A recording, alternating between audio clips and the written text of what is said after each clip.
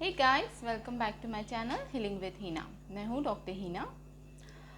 NIH में मेरा admission होने के बाद मेरे कई सारे जूनियर्स ने मुझे रिक्वेस्ट की कि मैं उन्हें भी गाइड करूँ एनआईएच की एंट्रेंस टेस्ट, कट ऑफ और एडमिशन प्रोसेस के बारे में। तो आज की वीडियो उन सभी स्टूडेंट्स के लिए है जो एनआईएच से एमडी करना चाहते हैं। So to start with first thing first, let me clear you all कि एनआईएच अब कोई भी प्राइवेट एंट्रेंस टेस्ट कंडक्ट नहीं करता है।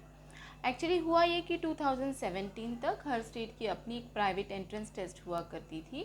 फॉर एग्ज़ाम्पल, आप महाराष्ट्र से अगर महाराष्ट्र के किसी कॉलेज से एमडी करना चाहते हैं तो आपको वहाँ के उस स्टेट की एंट्रेंस देनी होती थी। और साथ ही अगर आप सोच रहे कि दिल्ली के कॉलेज से भी ट्राई कर लेते हैं तो दिल्ली की अलग से एंट्रेंस टेस्ट आपको देना पड़ती थी।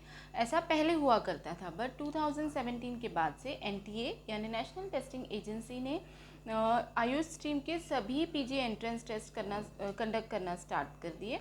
और उसके बाद से एक ही नेशनल टेस्ट AIA PGET यानी कि all India Ayush post graduate entrance test conduct करना स्टार्ट हो गए।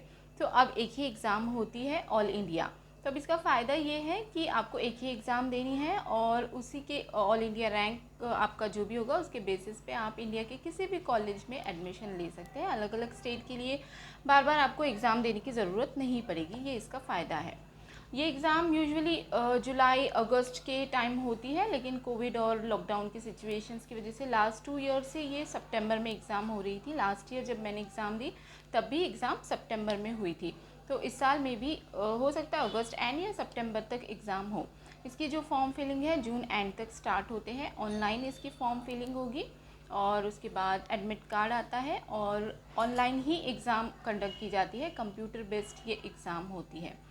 अब इसके लिए एलिजिबिलिटी क्राइटेरिया ये है कि आपका अभी HMS कंप्लीट चाहिए, यानी इंटर्नशिप आपकी कंप्लीट चाहिए। लेकिन अगर इंटर्नशिप आप ऑलरेडी इंटर्न है और आपकी इंटर्नशिप एडमिशन से पहले यानी से जनवरी में एडमिशन होने वाले हैं और आपकी दिसंबर में अगर इंटर्नशिप कंप्लीट हो रही है, then also you are eligible for this entrance exam आप दे सकते हैं। कंप्यूटर बेस्ड एग्ज़ाम होगी। MCQ पैटर्न इसका होता है। तो 120 क्वेश्चंस की ये एग्ज़ाम होती है। हर एक करेक्ट आंसर के लिए आपको 4 मार्क दिए जाएंगे और अगर आपका आंसर रॉन्ग होता है, for each wrong answer 1 mark will be deducted, यानी कि निगेटिव मार्किंग इसमें होती है। So that's why the exam is really tough now. So syllabus same UG में जो हम लोग सब्जेक्ट्स पढ़ते थे first to final year, same subjects will be there और उसी सब्जेक्ट पे बेस ये एग्ज़ाम होती है।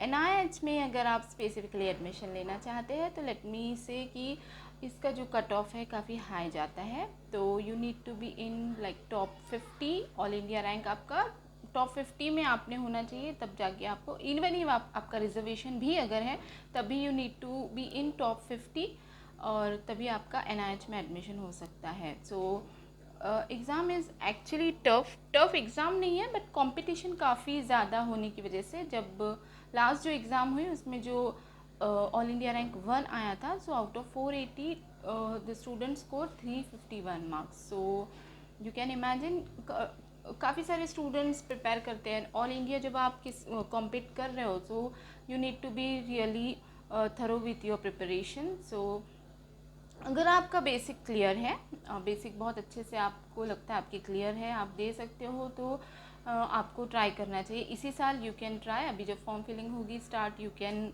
Fill the form and give entrance.